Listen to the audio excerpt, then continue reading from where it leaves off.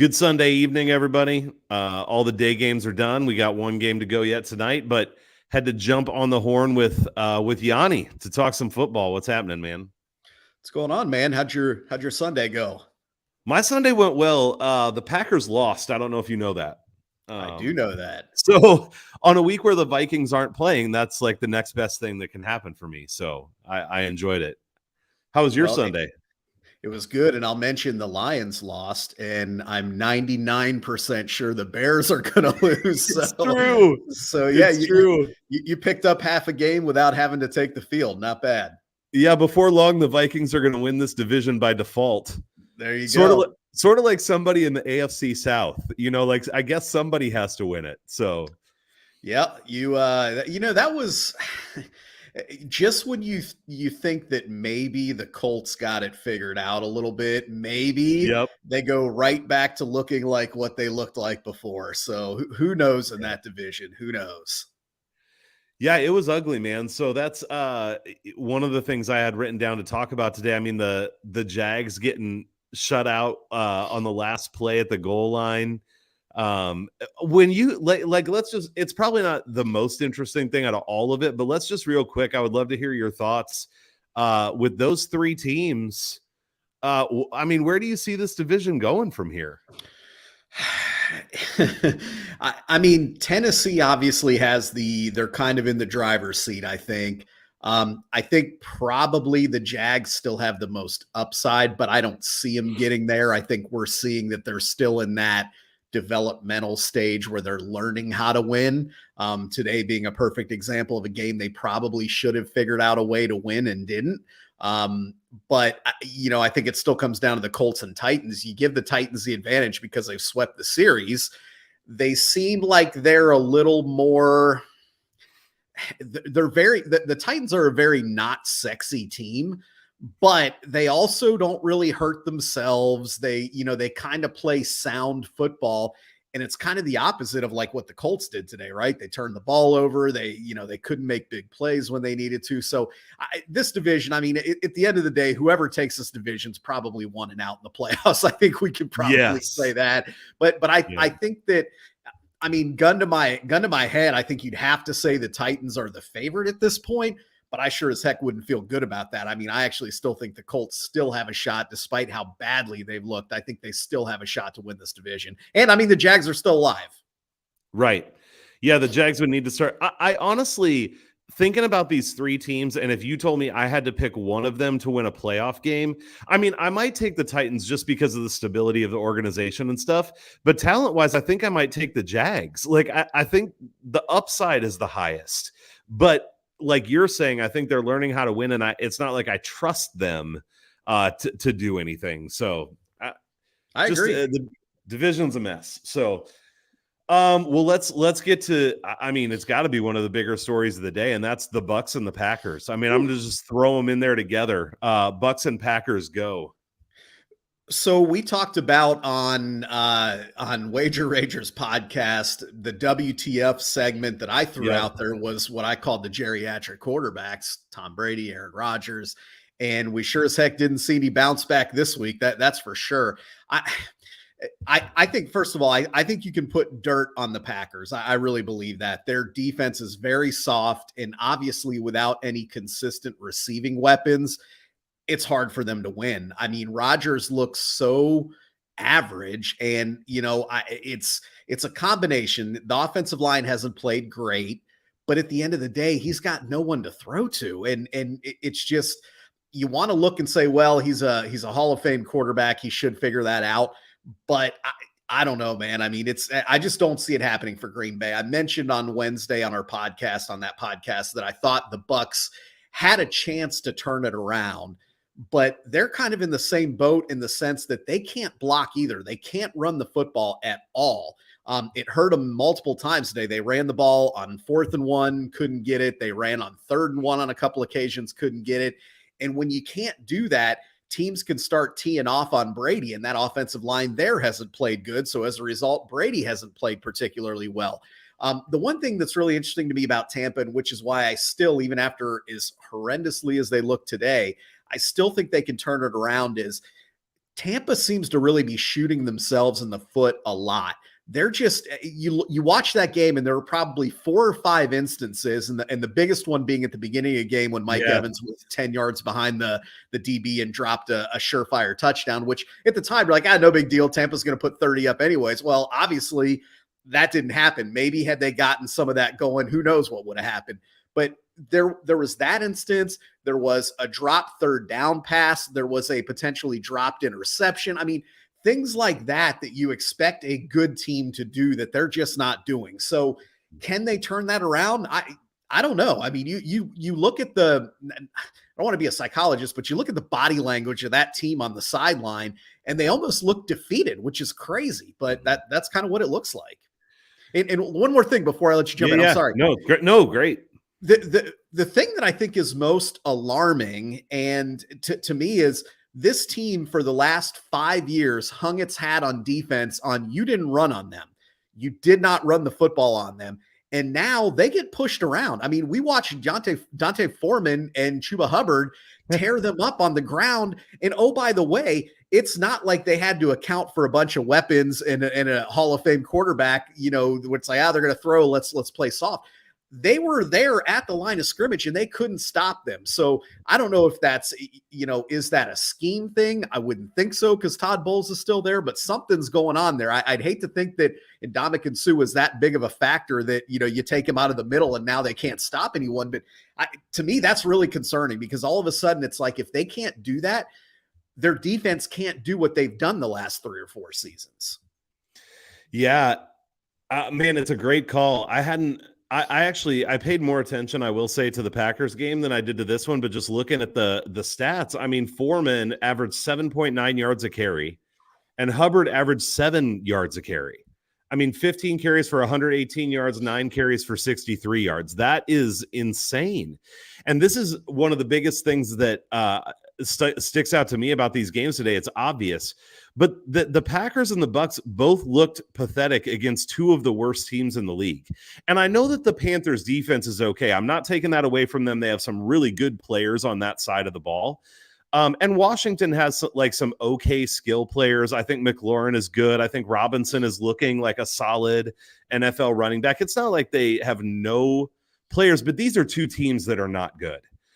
And so for the Packers and for the Packers, that game would have been worse if it wasn't for the defensive touchdown and some of the stuff that they did. They were worse on offense than what the score looks like, is the crazy thing for the Packers. Rodgers I had it up here before, 198 yards passing, I think. 194 yards passing. Aaron Jones, 2.9 yards a carry. I mean, the thing that blows me away, and this is, I know I talk about being a Vikings fan a lot, but I've watched the Packers a lot over the years. I always expect them to pull it out of their ass. No matter what's going on, they're going to make some play. Greg Jennings is going to pick it up as it bounces off a guy's chest and run it into the end zone. The Packers are going to come through some way, somehow. They don't even look close to that right now.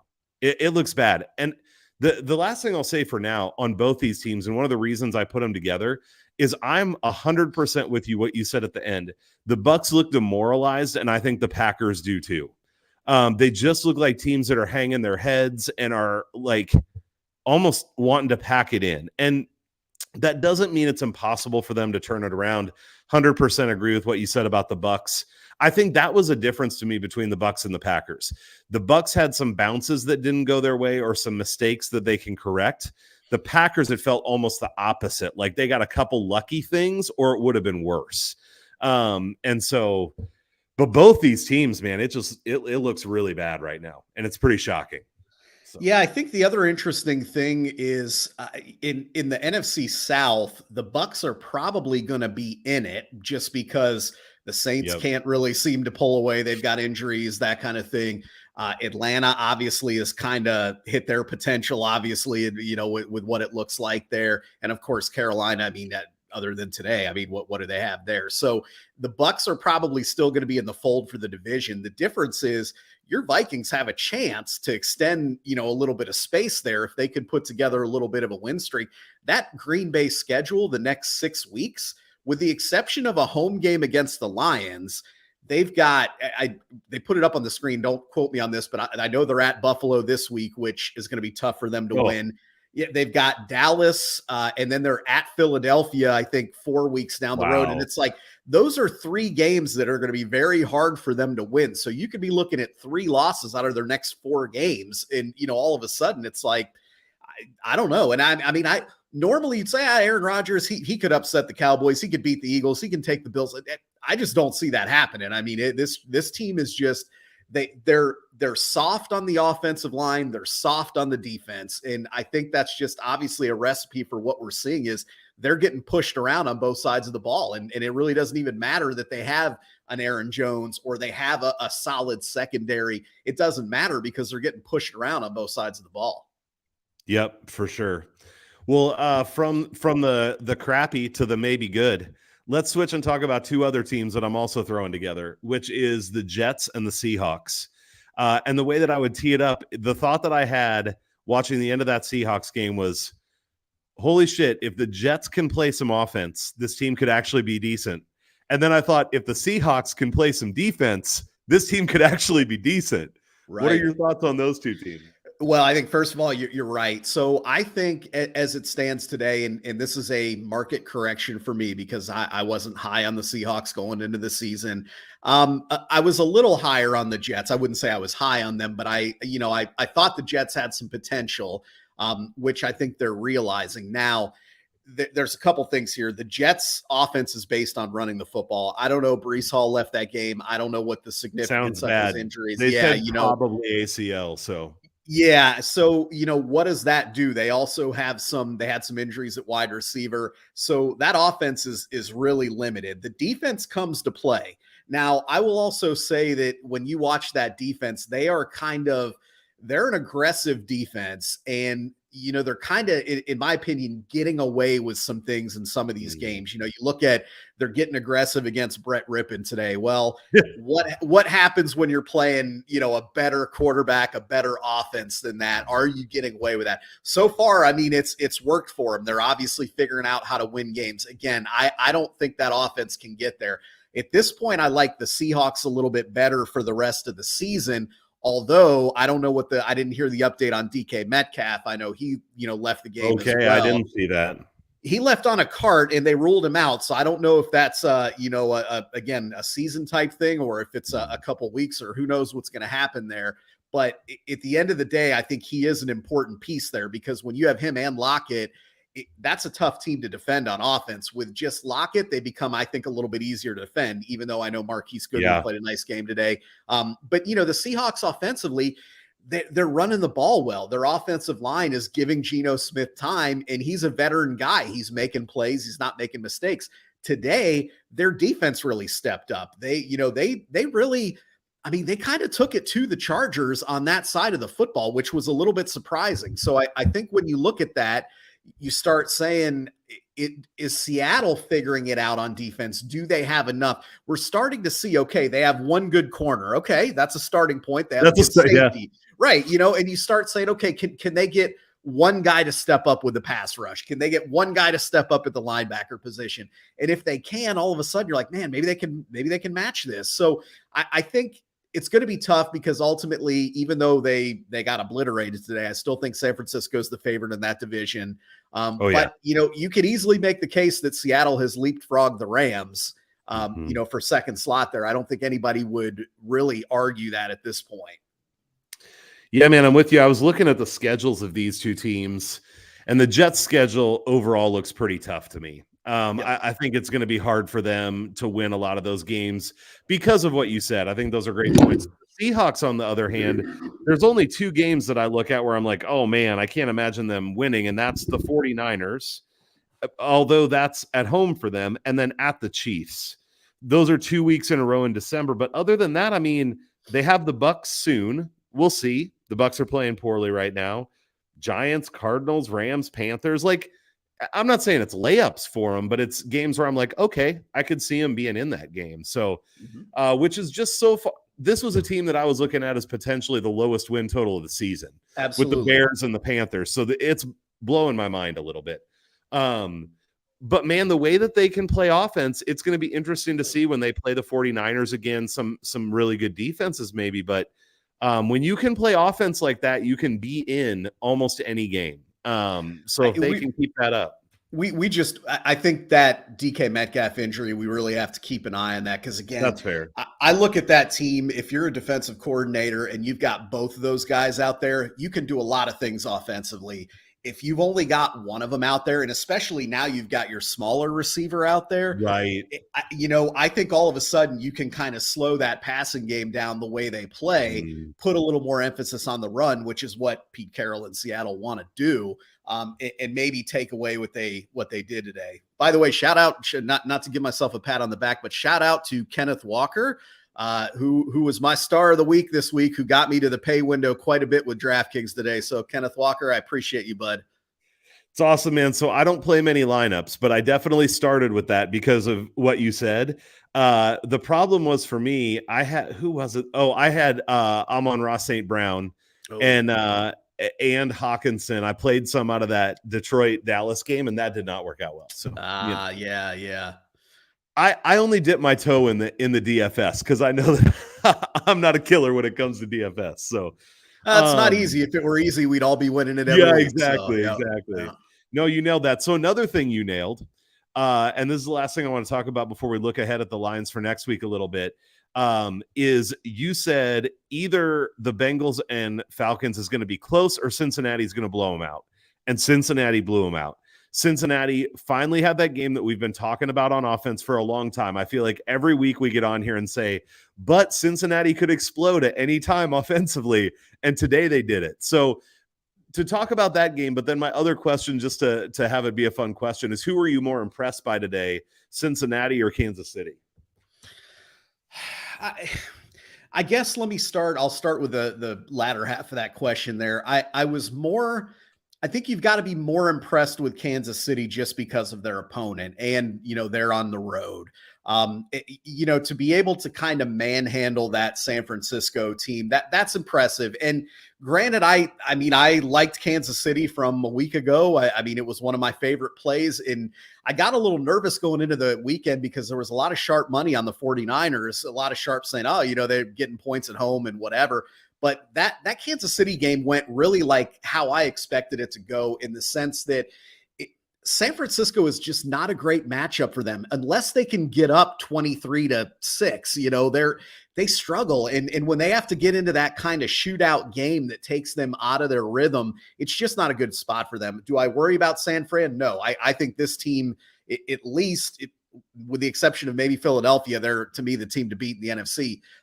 So am I worried about that? Absolutely not. But I will say that the Bengals in initially last week, and fortunately we talked about this on the pods too, I ended up canceling out or cashing out that bet because I got cold feet on Atlanta. I took Atlanta right away. And, I was like, Atlanta, they're going to keep this game close. And then the more I started breaking down the game, I'm like, this is a horrible matchup. And then when AJ Terrell was out there for them, all of a sudden you've got three Bengals wide receivers against really not great corners out there. And it was just too much to ask. And then, I think you couple it with, like you said, the Bengals are starting to look a little more like that offensive Bengals team we thought we were going to see. Their offensive line is starting to play better. Burrow looks a lot more comfortable after the first couple of weeks of the season. And they looked unstoppable. Burrow had 389 yards passing in the first half. Yeah, crazy. Insane. Yeah. And then, their defense played okay or certainly winnable football today. So, but I know that was a long way to answer it, but I think you have to be impressed with Kansas City just because going into a team like San Francisco and really kind of out physicaling them and I'm going to say out coaching them a little bit, which normally doesn't seem to happen with the 49ers, but I think Andy Reid certainly had probably a better game plan. It seemed like than what Kyle Shanahan did. That was really impressive to me. Yeah, absolutely. Yeah. I was impressed by both of them. I just think with Cincinnati, and I've been saying this forever. I know other people have been too. It's nothing new, but I still just think if the offensive line can be mediocre, this team's going to be really good. And I thought that the defense looked okay today. The defense got some pressure. It is Atlanta, which I still think Atlanta's okay. I'm not going to overreact and be like, oh, this team's trash now, because I don't think that's true. I think the stuff you brought up about the matchup is really good, and they're probably not made to come back if they get down by a ton right at the beginning either. So but anyway, they were impressive, and definitely Kansas City doing that in San Francisco. I mean, there's not much to say. I didn't expect that. I mean, I liked Kansas City too. I bet them early, just like you did, but I thought that was going to be a close game. And so I was pretty surprised to see it go the way that it did. So, yep. Well, hey, let's jump ahead. I don't know if you've pulled up and looked at the lines for next week. My guess is you probably have. I have. I was going through here, and and some of the lines got taken down. So some of what I wrote down isn't going to be out there anymore. So I'm not going to say it all, but I was thinking there's quite a few spots that stick out to me on first look. So maybe we can just pop through some of these, but if you have something, why don't you start and give me something that popped out to you? Yeah, well, we actually, I think I mentioned it in our pod. I said, tease the Buffalo Bills. This was before, because they were 8.5. Well, that's already up to 11. So it's at 11 now. Yeah. Wow. Hopefully you tease that if you heard that there. But, I'll tell you, the obvious one to me that sticks out is San Francisco -1.5 on the road at the Rams. We know what San Fran and the Rams have done there, but I think especially coming off of a loss like that, we're going to see McCaffrey now with a week to prep. He'll get a lot more run, I think, next week than he had this week. And by the way, he looked pretty good in limited action today.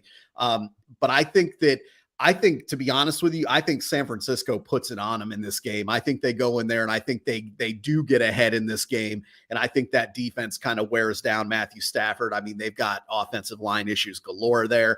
I don't see how the Rams score in this game. So if I'm looking to place a wager right now, I'm laying the 1.5 with San Francisco there, or the 2. It looks like it's 1.5 to 2 there. Get it before it goes to 3. My guess is it does go to 3. I don't know.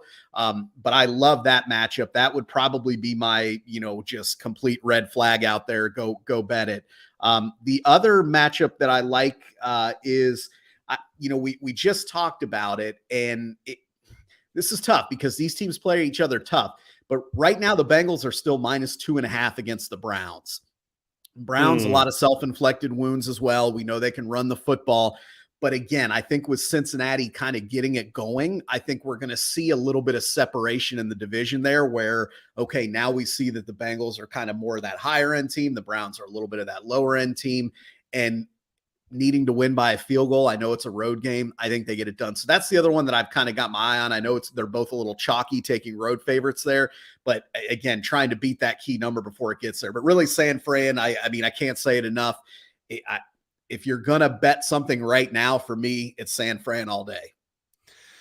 Yep.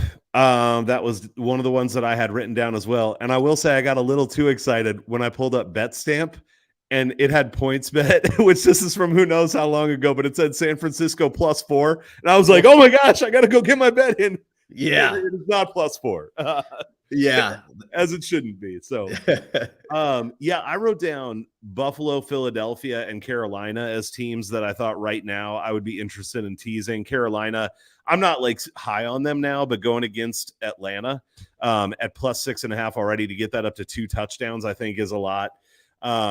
And then Philadelphia is at -10, but I wanted to try to get Buffalo at -10 because I thought if I could get those both down to 3 or 2.5, it'd be good. But so I agree with those.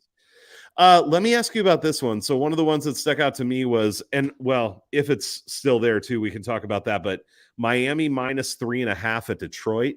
I don't want to overreact to what Detroit did today. It was ugly, especially offensively, but that Cowboys defense is good, we think, right? So that's not crazy for them to struggle there.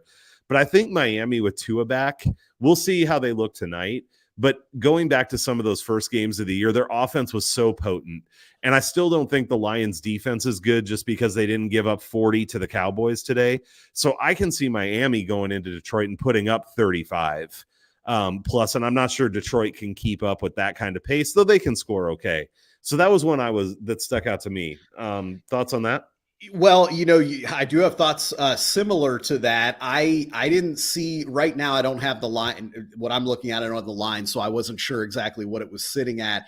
But my initial thought is that game to me has overwritten all over it. I Yeah. don't know what the opening line. I don't know if you have it there, if you can see it there. I don't see it right now. 50. 50. I think anything under 51, I think is definitely playable here, because I think you're right. I think this is a game that Miami absolutely puts up 30 plus points in. And I think the Lions will keep up because they play much better at home. Obviously, may need to keep an eye on like Amon-Ra St. Brown, because certainly they didn't look that explosive without him out there. But this could also be a situation. I've got the Miami Dolphins team total tonight. But this could absolutely be one next weekend where if it opens up at a 26.5 or even 27.5, I mean, this is one that I think could be played pretty quickly, because you're right. I struggle to see the Dolphins not scoring 30 points in that game against the Lions next week. Yep. I like it. You have another one that stuck out to you, or no? I only about half of the lines are up on Okay. here, on what I'm looking at. So, it's hard to say. I'm still, there's something with the New Orleans Saints that just doesn't look right. And I know they have a lot of injuries, but that defense is just not playing well. And the Raiders seem to have some offense going. I'm not going to bet it right now. I don't know what that line movement will do. So, I'm willing to risk waiting to see what happens there. But the Saints can't really stop the run. And if Lattimore's there, they're struggling stopping the pass. So all of a sudden, if you've got Josh Jacobs running the way he is, Devontae Adams maybe on a backup corner, that type of thing, the Raiders could go in there and steal a win, because it seems like they're finally kind of getting it going a little bit and understanding how this goes. The Saints, again, we got to see what's up with like Michael Thomas and all those kind of, injuries that they have. But I think that's one to keep an eye on. And then I think, again, what did you say you had the Eagles line at there? I had 10. 10. Minus 10. I think this could be another perfect first half Eagles bet. If we're looking at like a -5.5, -6.5. Yep. That's what I thought was fine at 5.5. Yep. Yeah, this could be a good first half situation there. This seems like a game. They'll be coming off a bye. Steelers will be coming off a little bit of a short week here. We know the Eagles are a better team than them. 10's a big number, but could they be up by a touchdown at halftime? It sure seems like the way the Eagles come out in games that they could. So I think, and again, we've talked about it, just keep rocking this till the wheels fall off. I mean, keep betting that Eagles first half spread until they stop covering it. So I think that's something that you can keep an eye on as well. And I'm going to throw this in with it. The Titans first half, they continue to be great I think 2 or 3 weeks in a row now I've cashed on them in the first half. So all right. Yeah, good call. I tailed that, by the way. Thank you. Nice. That ended up working out well. Sure. So, yeah. Well, it's nice of you to tail something of mine. I tail all of your stuff all the time. So let's play this game real quick then. And I will say up front, for anyone listening, I don't know for sure if these lines are there, but it's what like the majority line on BetStamp is showing me. It's not like an outlier, but what most of the books say. I'm going to throw a few at you that I am interested in, and you just kind of tell me yes or no. Denver and Jacksonville in London under 40. I would say under is the right side. I worry that could end up, Jacksonville could get something going running the football in that game. And, it could be one of those ones where they rack up a bunch of points. But Denver hasn't shown that they can put 20 points up in a game.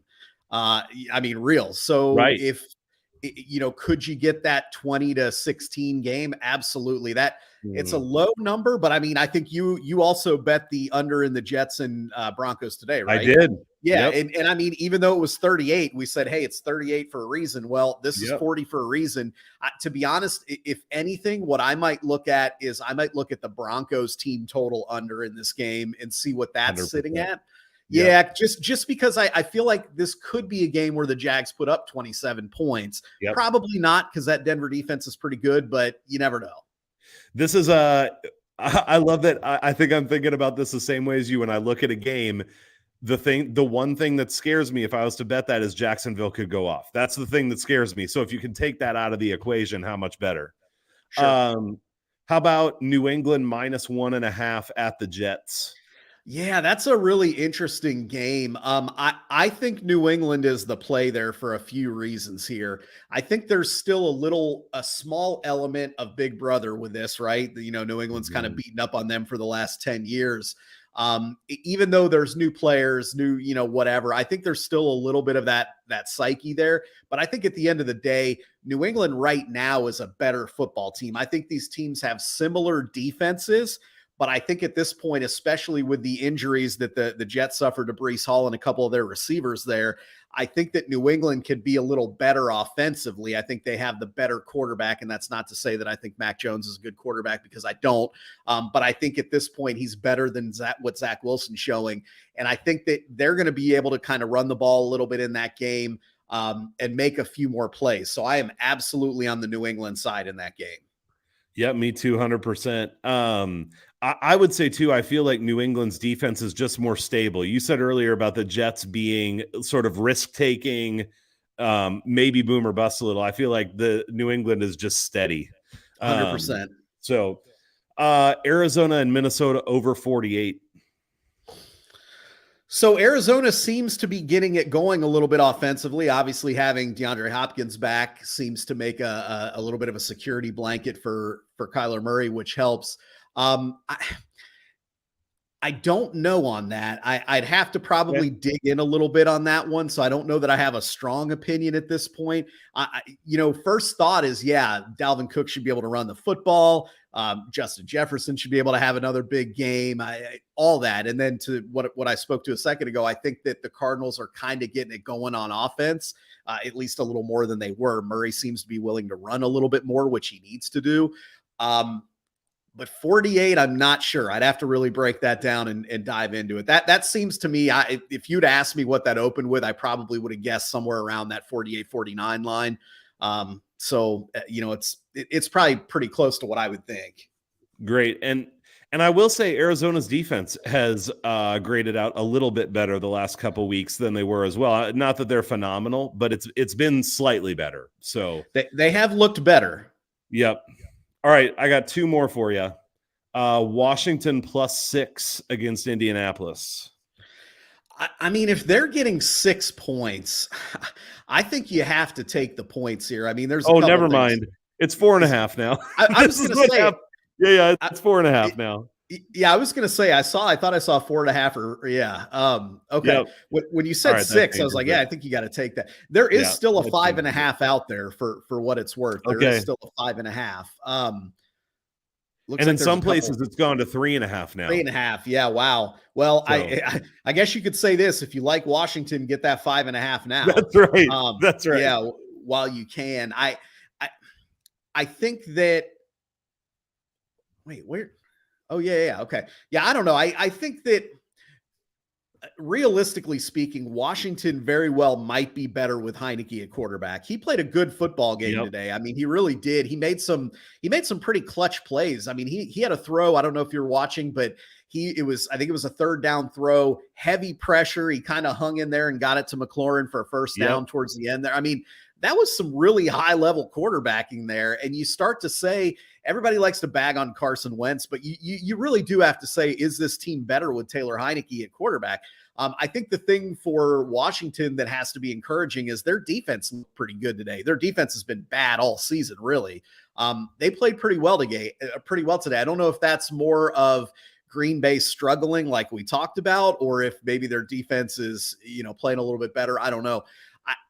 I don't think you can lay more than a field goal with Indianapolis at this point against really anybody. I mean, I know they're at home.